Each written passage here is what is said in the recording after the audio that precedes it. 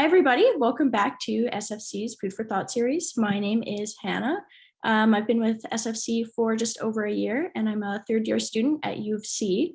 And with me today, I have Kira and Lily.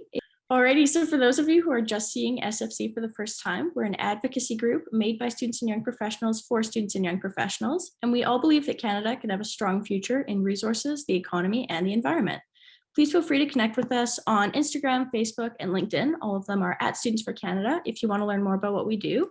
And tomorrow we are also hosting a day in the park at Prince's Island Park, so please feel free to stop by if you're in Calgary. Joining us today, we have Bob Merasty. Bob Merasty is the Executive Director of the Indigenous Resource Network. He has dedicated his professional life to advancing the economic and social well-being of Indigenous people. Merasty is the former chief of Flying Dust First Nation and former second vice chief at the Federation of Sovereign Indigenous Nations. He's served in a variety of business and economic development roles, including at the Saskatchewan Research Council, Investments Corporation of Saskatchewan, Saskatchewan Corporate Procurement Committee, and the FSIN Corporate Circle. He's also been involved in a multitude of Indigenous resource development projects, including natural gas, pipelines, solar energy, and forestry, and served on the board at the First Nations Power Authority for 6 years. So just before I hand the floor over to Bob here, please know that the attendees are encouraged to ask questions throughout the presentation using the Q&A box below, and we'll address all of these at the end of the session. And for anyone watching live or watching the recording, our word of the day is network. I'm going to share the spotlight with you now, so thank you so much for joining us. Well, thank you very much, ladies, and all the attendees. And Lily, I absolutely just thank you so much for just the amazing job you did for us and the work you've done with us with the IRN. You've been amazing, and just thank you so much. And then certainly, you know, Hannah and Kira and all you nice folks at Canada Action. You know, I'm just so encouraged by all the good things that I see happening across our country, and it's just. And I just see the sincerity in people and the commitment to really not just work with Indigenous communities, but you know, I follow this red road, and for me that means that, you know, we're all the Creator's children, and so we always work together and make this work for all of us. And so I'm very encouraged by the Canada Action and the youth that are involved, and their tremendous attitudes and people with tremendous experience. So. Before I start crying, I thank you. Thank you so much. Just if we can just maybe go to my slides. I in my own language, one of our teachings is we are taught to always be humble, and so I'm very humbled to be able to share with you what little that I know and share that with you. And so I'm glad you've asked me here to share with you today. I am the Executive Director of the Indigenous Resource Network. Maybe I'll just go into a little bit about myself first, and then at the end I'll talk about why the IRN and what we do. So maybe let's go to the next slide, which is about me a bit. And it's not to brag about myself, but this is about me. As you've said, Hannah, that my mission really in life has been about making a difference, changing the status quo, not just for our Indigenous people, our Indigenous communities, but for everyone. And so I come from very humble beginnings. My mother and stepfather really just, you know, they're residential school survivors, let's just say, and so they had they used alcohol and other means to cope with their situation and their realities. And so I came, you know, I saw a lot of that when I was a kid. I was raised on my kuka, which is, you know, my grandmother, and, you know, thankful that she taught me my language. But she instilled within me at a young age, how to always be, you know, helpful to others, be sympathetic to others, to really, really to care, you know, to have a big heart for others. And so I've really absorbed that, and I'm thankful that the Creator has given me these opportunities. I did go to U of S in my undergrad. I did go to Osgoode Hall Law School. I worked in various federal, provincial governments, you know, federal procurement strategy, Crown Investments Corporation, all the Crown corporations of Saskatchewan, the learning curve at Saskatchewan Research Council with engineers and scientists was straight upwards. As you mentioned, I was chief of flying dust and the vice chief of the 74 nations of Saskatchewan. So in my life, my friends, my relatives, what I've become, I say this is a civil engineer, a social engineer, because I really just am about building bridges, making a difference, and changing the status quo. Like I said, my life's mission has been as a chief at my community level and provincial and national level. I absolutely have seen the poverty. My family lives it right now. I have 5 nieces, while one's deceased, took her own life sadly about 2 years ago. But I have 30 grandchildren from those 5 nieces, and they live in poverty every day. They struggle to provide food and sustenance on the table for their children, provide a good life for their children, and so there is poverty in our Indigenous communities, and so I really work to change that. I really work to really look at ways. How do we come to the table to change that status quo? And so if we can go to the next slide. So the reality is in our Indigenous communities, folks, that basically the federal funding that we receive based on the treaty commitments and obligations really only provides limited resources to meet the needs of our Indigenous communities. It's your core programs, health and social, your education, your justice, your basic core programs. Even the salary of the chief and some of the councillors is not provided for your leadership. So it's very limited resources in our communities. That's the only income. That's the only income that you get at the band, at the First Nation government level. And so you're left to perform miracles with that little bit of, in my language, it's called sunyas, money. You're left to perform miracles with that little bit of money that you get, and you get it in different funding instruments, but mostly you get it probably every 3 months. You get a quarterly payment from the federal government based on the per capita funding formulas that they use. And these funding programs are based on just like per capita on reserve. So it's very, very limited resources. And so what are bands? The reality for our bands is we're left to make the changes we need to make to build our nations on their own. And so we focused on a number of priorities, okay? One of the things we always stress was Indian control of Indian education. And that meant that we, for a large part, we adopted the provincial curriculum, probably 50 to 60%, but we also introduced a curriculum that was very representative of our people in this historic context. And I see a lot of that now in high schools, understanding treaties and understanding the history of Indigenous communities, a lot more favorably than they used to be, let's just say. So we have good governance. We have smart young leaders now coming out and absolutely focusing on sound administration, fiscal management, being fiscally responsible, human resources, all of that, building capacity within the governance, the administration of the bands.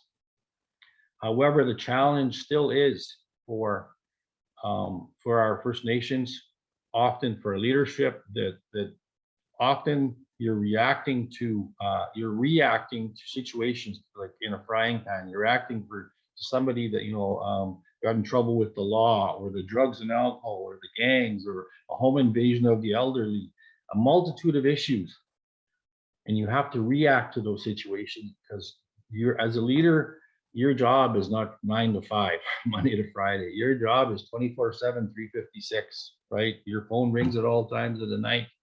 And you're, as a leader in that community, you are being expected. You have all kinds of expectations, not just a leader, to be that role model, but also you are the enforcer of the law, the doctor, the lawyer, everything, right? So the transition for leadership to make, the transition to put the band, that nation building that I speak about, from a reactive position where you're addressing all those issues in the community to one where you also have a proactive solution. You're forming a corporate legal entity, a business entity over here, or you're doing things where you build a community crisis response team in response to the mental health of youth or the elders care, all those situations where you want to change the situation to proactive, that's a challenge. That's a real challenge, because you have to build that capacity. You have to build that solid team within your administration, within your government, because you're also very limited in terms of flexibility of the actual funding you need.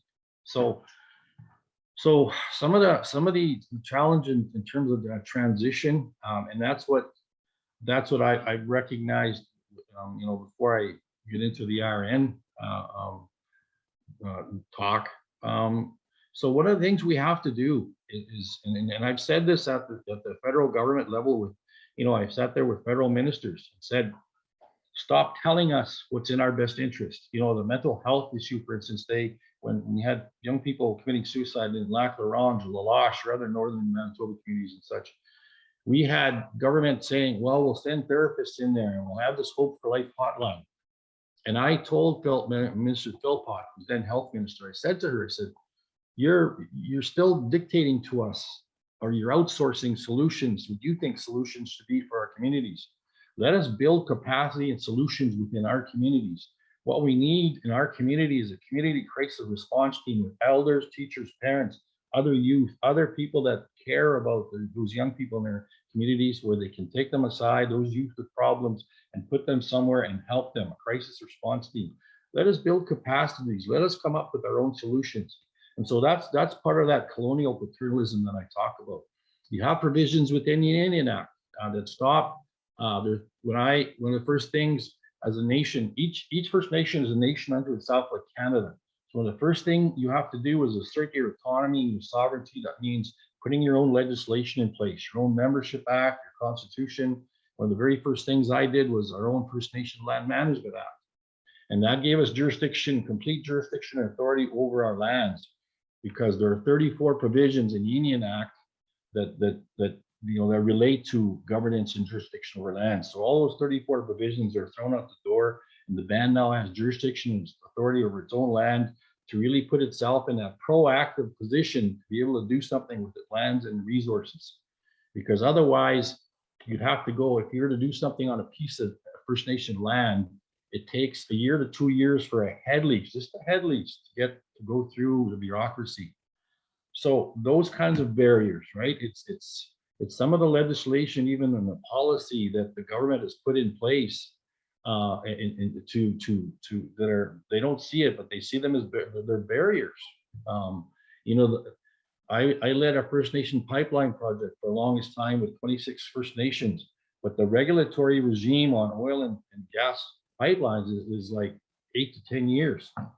So it's a lot. The government has kind of been stood in the way of a lot of the development that's happening. And one of the key things too is because of the Garin decision, and for you law students that know this, the Garin decision of 1984, I believe. And while we won that case in Garin, what it really established on the federal government was, and this is my own view, my own experience now, the federal government places an overwhelming fiduciary obligation within itself. So what that's meant is a lot more bureaucracy and paternalistic approach to First Nations, and it hasn't been good for us. What you have to do is, when I go back to it, is allow for the capacity building and allow for each nation to actually focus on the vision and bring its members together and build that nation within themselves. So I'm venting a bit, I'm sorry.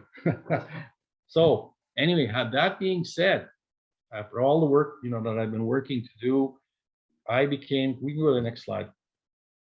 So why the IRN? Why did I come to the IRN? I was doing some good work following my stint in political office. I was working with Cowessess First Nation, who was doing some amazing things. They were the First Nation to really assert their authority and jurisdiction over child welfare. They're the First Nation forming their own tribunal to deal with their own community issues. I was doing a tribunal for them. I was doing a lot of other good work, but in January, I saw the Indigenous Resource Network was exactly about what my life's mission has been. to really look at addressing the poverty, the engagement of Indigenous communities, and utilizing their lands and resources to change the status quo. And so that's why the IRN, that's why it makes sense to me. It just fits with my mission and belief in life, because in my own language, it means to do it for ourselves, because it will benefit all of us. And so that we have to do this. This is how we change the status quo. And the IRN is that organization that really is about becoming that voice for Indigenous workers, business owners, or communities, or leaders, to really change the attitude, perhaps the perception that Indigenous communities don't want resource development. And we have done a lot of work. You go on our website where we have leaders with successful projects that speak about the need to engage our Indigenous communities in resource development. And so this IRN to me is positioning ourselves where we're working with other Indigenous organizations, the National Chiefs Coalition, First Nations Major Projects Coalition, the Indigenous Resource Council, all these organizations, and we're sitting in the middle where we become, where we're collaborating, we're working together to become that voice. And so we're doing some really unique things. The IRN is largely a communication advocacy group. And so we're utilizing those tools, maybe go next slide. So we are a network of diverse Indigenous voices. We have Lily's mother, who's just been amazing for us. Estelle is a Suncor heavy equipment operator. She's a chair of our communications. She's done, just some amazing work for us. We've got people up in from Chief Judy Desjardins and Boomer Desjardins from Blueberry First Nation. We've got a diverse group. It's not just leaders. It's been workers, leaders, and business people. And so we have so we're actually focusing on. We just had our strategic planning, and we're actually focusing on largely our IRN has been Western Canada, where we get it in Western Canada. We get, the need, the economic foundation for the future necessarily requires the engagement of Indigenous communities, but Eastern Canada doesn't get it as well. So we have some educating to do. And so we are focusing on our IRN board becoming national in scope. We're focusing on our IRN board becoming more representative of diverse sectors. We have largely, it's been oil and gas, mining, forestry. We're getting an award in forestry, by the way, next month nationally, because we supported the forestry industry in Canada, and they're recognizing us for the great work we've done for them. But we're also looking at energy, agriculture, and fishing. So those sectors of industry that where our Indigenous communities have the most opportunities. And so largely, like I said, it's building credibility with Indigenous community, media, and government. And this is it. This is a key point, my friends. We are independent of ministry and politics, okay? Meaning that we are not told what to say. These voices are actual grassroots. These are the voices of the people that actually have a vested interest. And so, yeah, it's myself as well, because I have been one of those people that have a vested interest. So these are very grassroots voices that you will hear from the IRN. And again, this is about, a very nimble resource platform. We are building capacity in terms of the resources and ability to amplify and share the narratives with the Canadian public, meaning, the vast profile of communication tools we now have available. We now have available, we brought on MASH Media, which is just the different forms of social media, just the various tools available to us, with our website and other streams of information. So yeah, it's exciting. We're just really taking off in terms of all these things that we've got in the hopper. So I think there's one more slide. Okay. Yeah, and I talked about this, right? We're largely a communication advocacy organization that we're about Indigenous participation, ownership, and benefits from resource development, and ensure that development is conducted in a good way and a responsible way. We say, our issue is not that we have, like I said earlier, I walk this red road, so I believe that, taking care of our Mother Earth, our lands, our resources, our animals, our plants, our fish, all this, that's paramount. We cannot compromise that. And so I give accolades to those that are doing a good job of that, doing that work for us. I give them that credit for doing good work. But we also have a responsibility to do something to change that poverty in the communities that I talk about. We can't be content with status quo. And so we say we do, IRN stands for Responsible Resource Development. That means, in the words of one of our strong advocates, one of the communities that signed on with Coastal GasLink, for instance, Chief Justin Napoleon from the Saulteaux Nation in Northern Alberta, Northern BC, sorry. He says, what this has provided for our community is ownership of our lands, asserting our vision together as a community. And we have an absolute say over what's going on with our lands, our future. So that's what this is about. We share stories of Indigenous success in resource development, like the Coastal GasLink that I talked about. We talk about, even the Synovus project in housing, Indigenous housing, where they've just taken and said, housing is an issue in our Indigenous communities. We're going to put $100 million or more to this, to Indigenous housing. So taking on contributing in their way. You look at Fort McKay First Nation with Chief Mel Grandjam and the way they've incorporated the whole environmental stewardship responsibility, but they just have a strong business acumen in terms of different portfolio, different businesses. So those are success models. And we, strong industry community relationships. Yes, and we do participate in parliamentary hearing conferences and panels.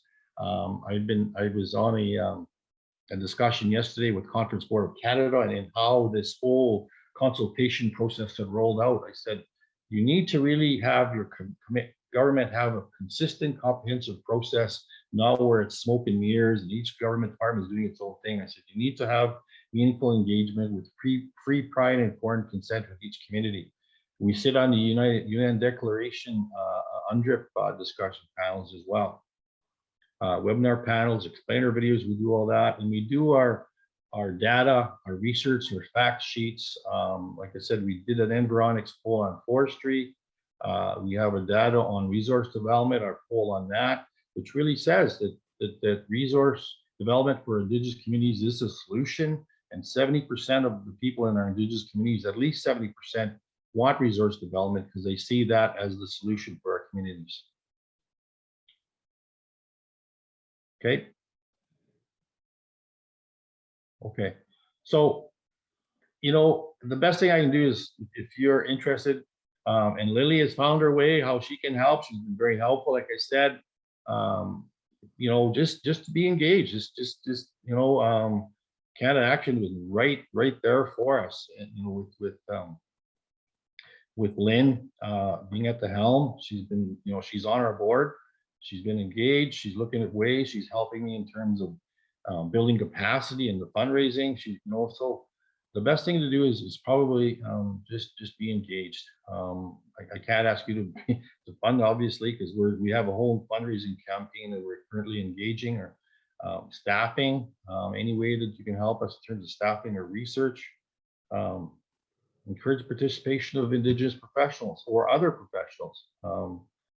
And recognizing, where we can access other resources. So just becoming engaged in believing in the RN and what we're about. So I could go on, and I don't want to get long-winded, but I thank you for allowing me to share this. That's my brief presentation today. And so I'm available for questions and comments.